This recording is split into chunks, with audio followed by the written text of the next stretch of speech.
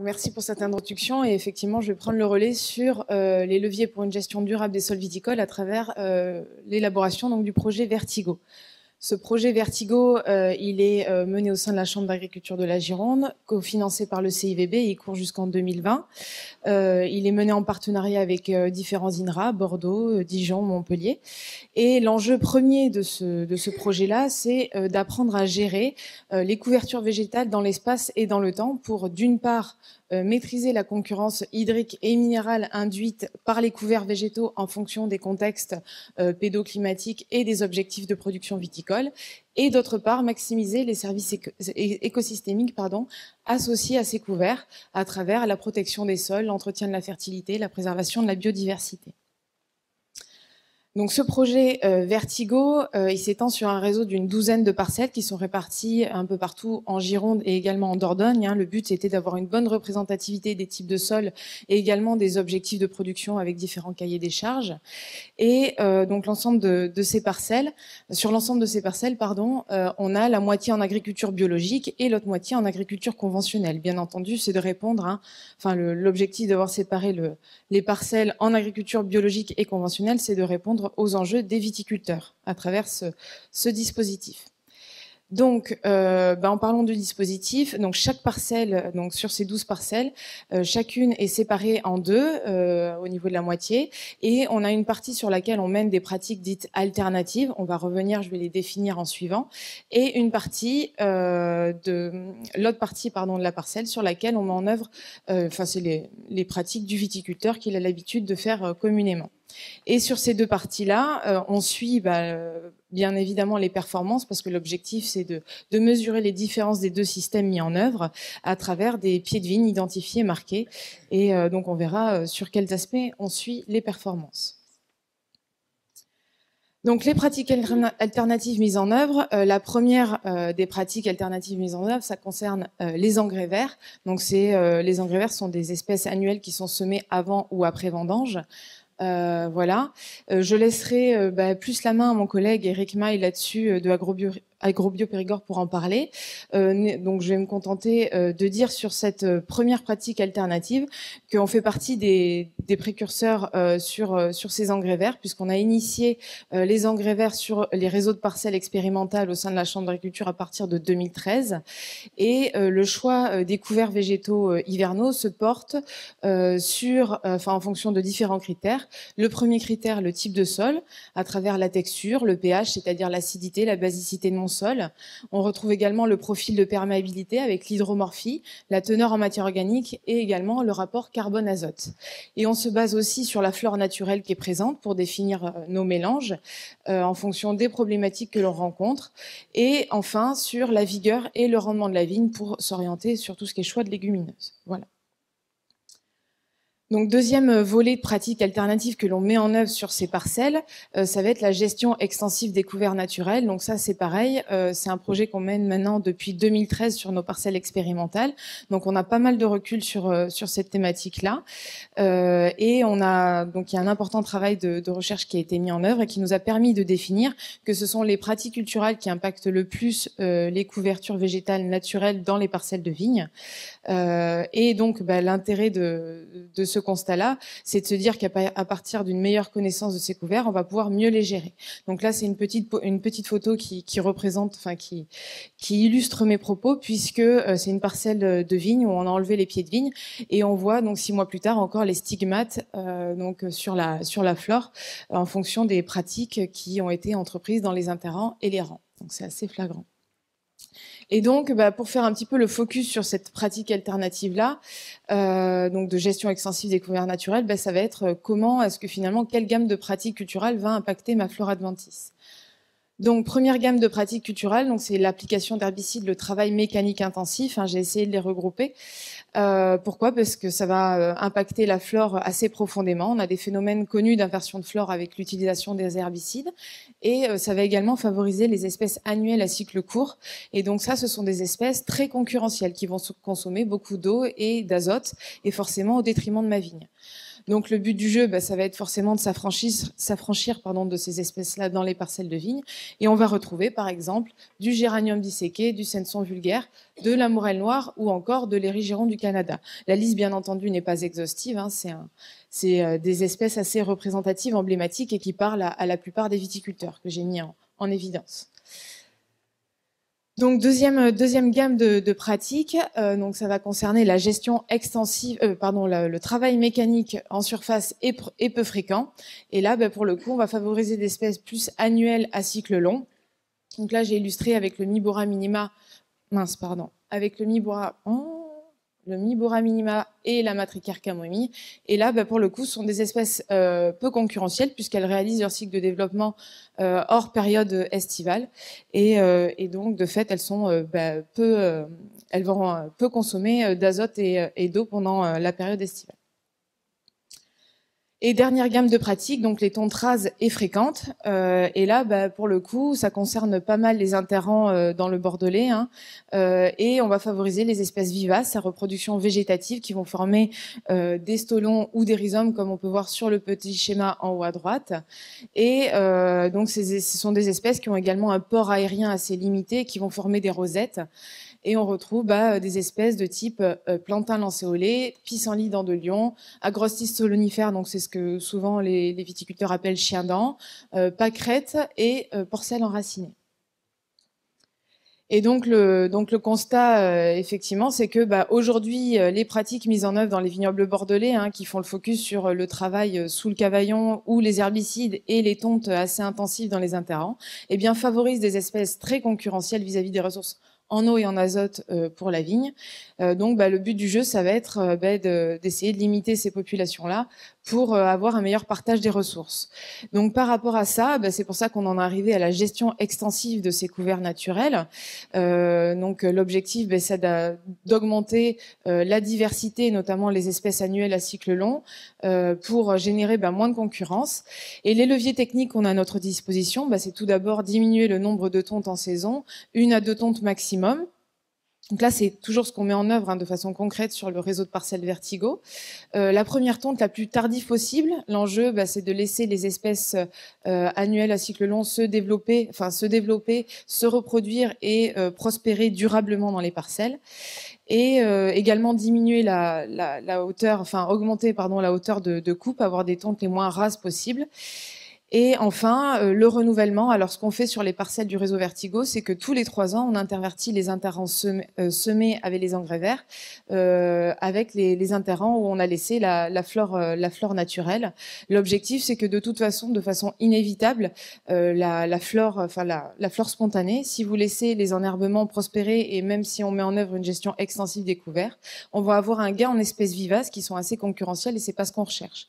Donc, de ce fait, on intervertit, on remet en place un petit peu du travail léger avec un passage de disque, un passage de griffe, et ça permet de rajeunir le couvert et d'éviter cette colonisation en espèces vivaces concurrentielles. Voilà. Et donc les limites, les freins encore même à travers nos réseaux de parcelles, c'est souvent assez psychologique et esthétique parce que parfois tolérer un peu plus de hauteur d'herbe dans les rangs de vignes, ça peut poser problème.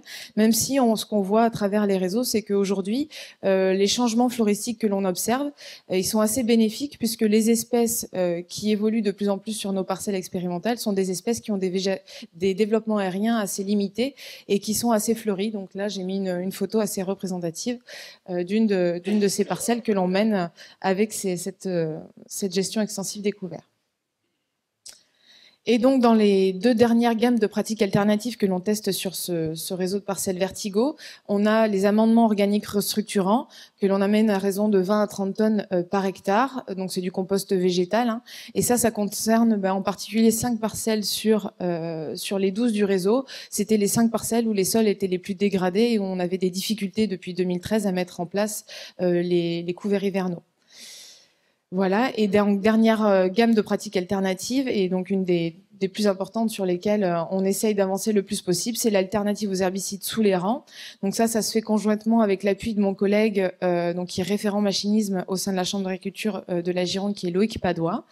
Et donc là-dessus, on travaille sur du matériel adapté en fonction des différents types de sols, en termes de travail du sol.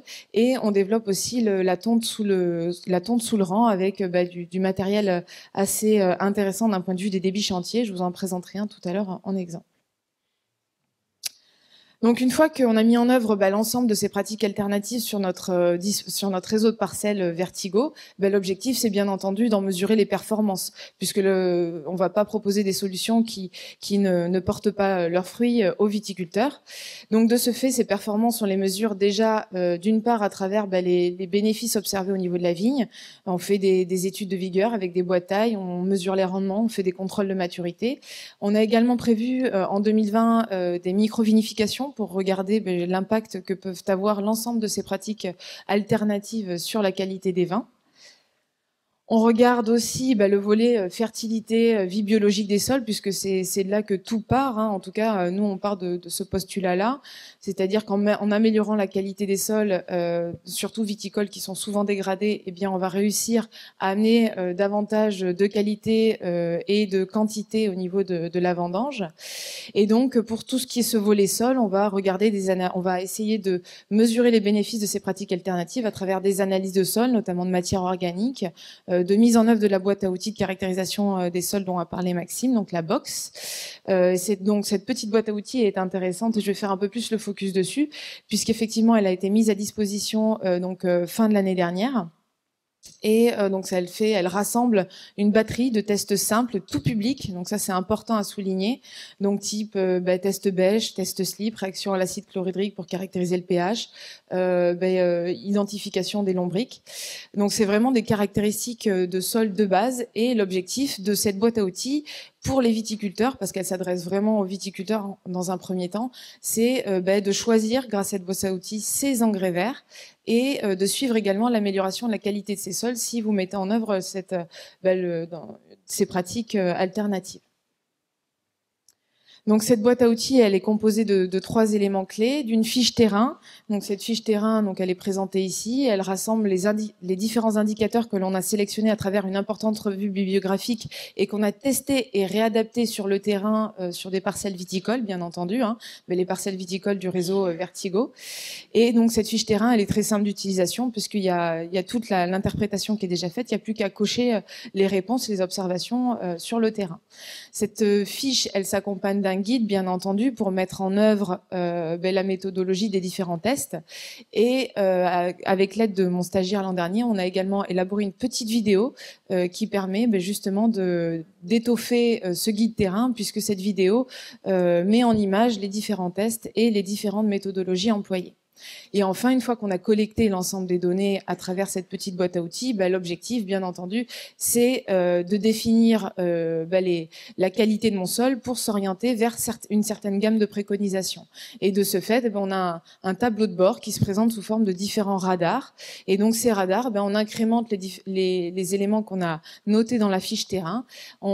Et ça nous permet d'avoir une note qui évolue du rouge au vert en fonction d'où on se situe sur la qualité de nos sols et qui nous oriente vers une gamme de pratiques adaptées pour venir améliorer le constat qu'on fait sur sa parcelle. Donc l'ensemble de ces éléments, donc là je le redis, sont disponibles sur le site du Vinopol. Vous tapez box BOCQS dans la barre de recherche et vous tomberez directement sur ces éléments. Ensuite, l'autre volet sur lequel on est intéressé de voir les bénéfices, c'est sur la diversité floristique. Donc effectivement, on va faire des inventaires annuels et on identifie les espèces. Donc on a 2 périodes de notation, hivernale, estivale. Et l'objectif, c'est effectivement de caractériser cette flore pour essayer de comprendre comment est-ce que notre gamme de pratiques alternatives va l'impacter et est-ce que la flore qui émerge est intéressante pour un meilleur partage des ressources.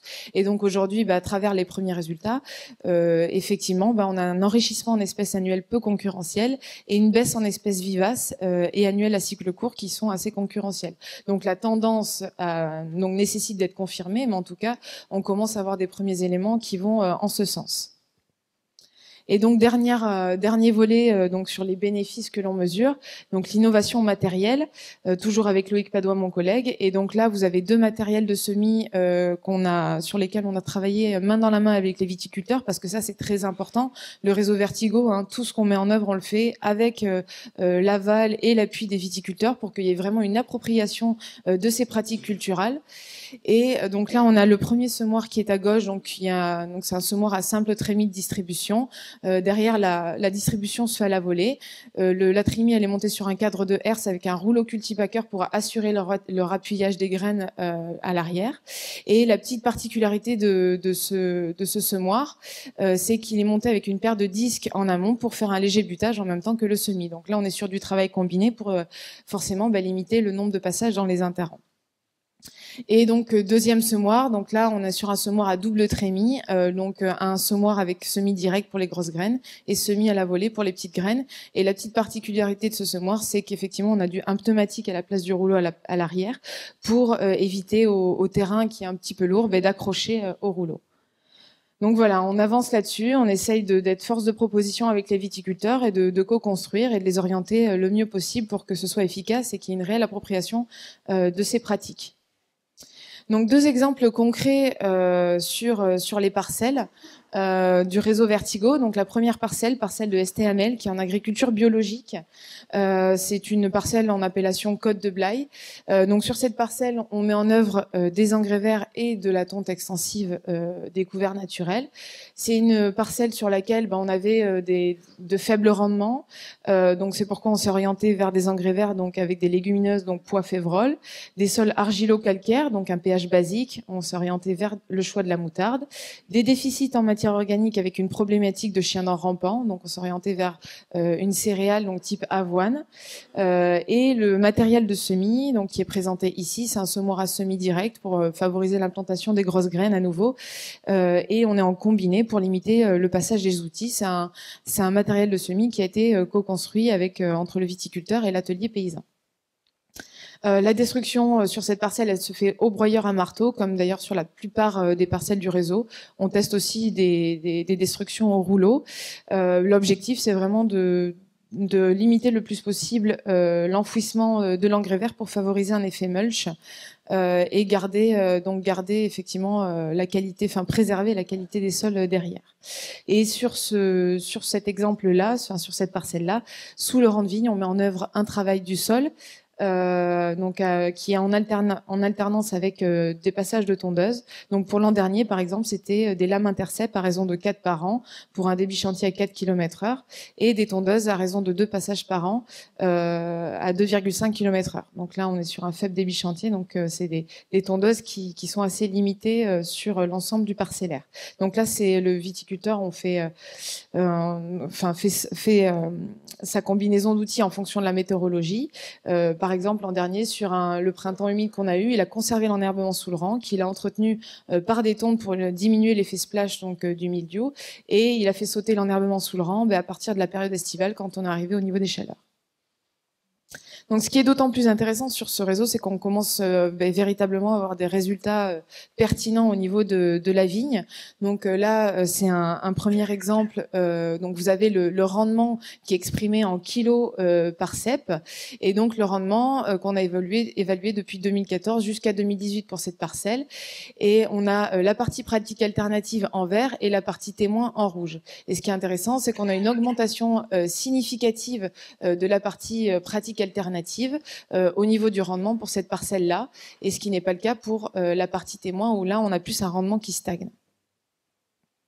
De la même manière, on a essayé de regarder à travers les pesées de bois de taille. Donc là, on a encore une fois on s'est exprimé en kilos par pied de vigne, et donc c'est une parcelle qui est vieillissante, donc on est un peu en perte de vigueur de manière générale, autant sur la partie pratique alternative que sur la partie témoin, mais la baisse elle est significative sur la partie témoin, ce qui n'est pas le cas sur la partie pratique alternative.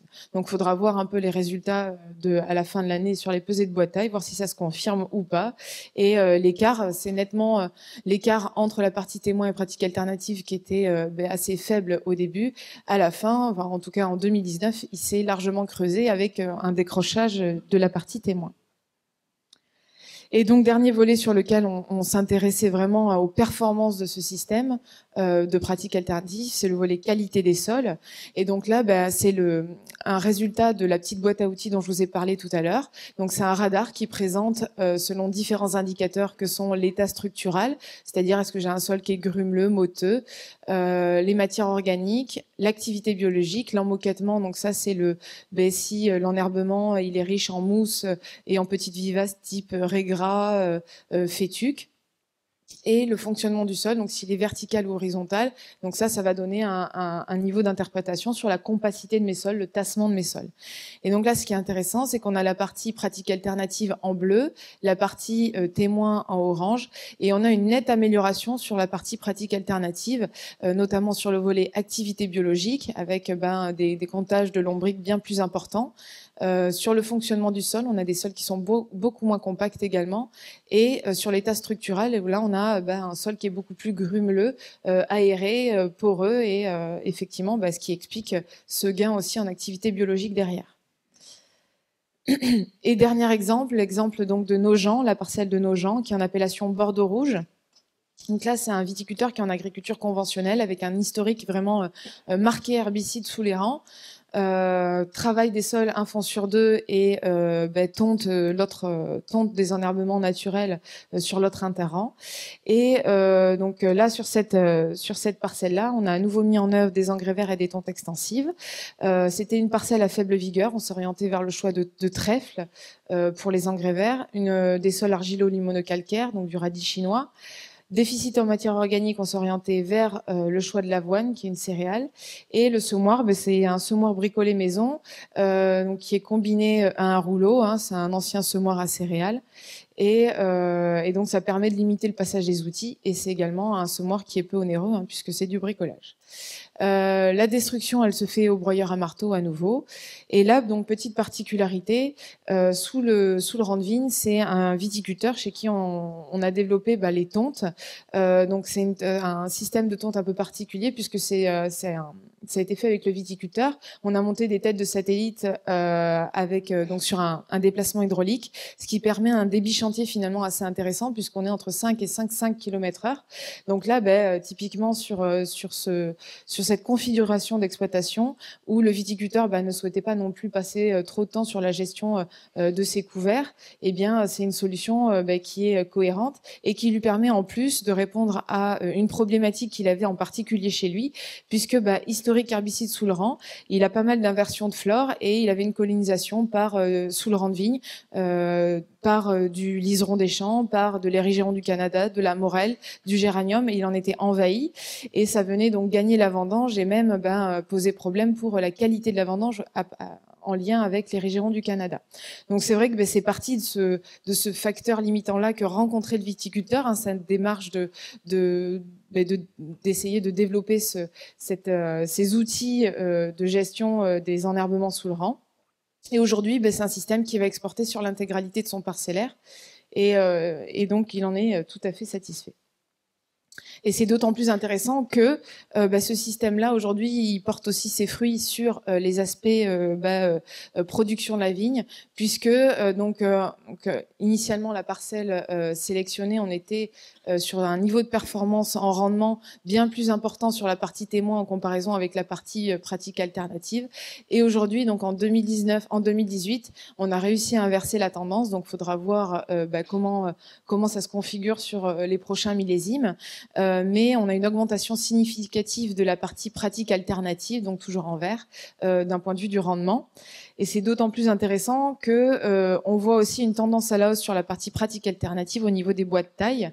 Donc on a toujours le témoin qui était bien au-dessus depuis le début, mais on a une tendance du témoin à la baisse sur les rendements bois de taille, alors qu'on a une tendance à la hausse sur les rendements bois de taille pour la partie pratique alternative. Pardon. Et donc, dernier volet sur la qualité des sols. Là, encore une fois, on voit que la partie pratique alternative en bleu sort du lot avec une nette amélioration sur cette partie-là, sur toujours le volet type de fonctionnement, état structural et activité biologique. Donc pour conclure sur ce projet Vertigo, donc qui court jusqu'à 2020, donc c'est de dire que les alternatives aux herbicides c'est tout à fait possible. Néanmoins, la transition elle doit se faire progressive, de façon progressive des exploitations, puisque ça nécessite de prendre en jeu tout ce qui va être aspect biologique, aspect qualité des sols, donc d'intégrer des notions que jusque-là on avait un petit peu mises de côté, d'autant plus que c'est finalement des itinéraires un peu alternatifs que je viens de vous montrer qui ne sont pas des recettes passe-partout, hein, c'est pas ce qu'offraient les herbicides jusqu'à maintenant. Donc ça nécessite de se réapproprier les itinéraires techniques, les observations au champ, et donc forcément il faut le faire de façon progressive pour éviter les impasses techniques que l'on peut rencontrer si on essaye de tout changer d'un bloc. Et donc l'alternative aux herbicides, elle passe aussi certainement par une adaptation des densités de plantation. Je ne vais pas vous cacher que sur les vignobles à forte densité, du Médoc, des Graves, eh bien tout de suite les freins techniques sont bien plus importants pour la mise en œuvre notamment des engrais verts. Donc derrière c'est de l'adaptation du matériel qui est plus onéreuse, qui est plus technique. Donc effectivement il y a peut-être aussi des modulations à effectuer là-dessus dans un contexte qui est réglementairement parlant, politiquement parlant, environnementalement parlant, qui évolue. Donc s'adapter par rapport à ça. Et c'est aussi peut-être s'orienter vers vers un choix de matériel végétal plus vigoureux, qui tolère une concurrence plus importante entre le couvert et la vigne pour les ressources en eau et en azote. Voilà. Donc je vous remercie de votre attention et l'équipe, donc avec Loïc, mon collègue machinisme, et David Capfer, qui m'a épaulé sur tout ce qui était boîte à outils de caractérisation de la qualité des sols. Merci. Merci beaucoup, Lorelai.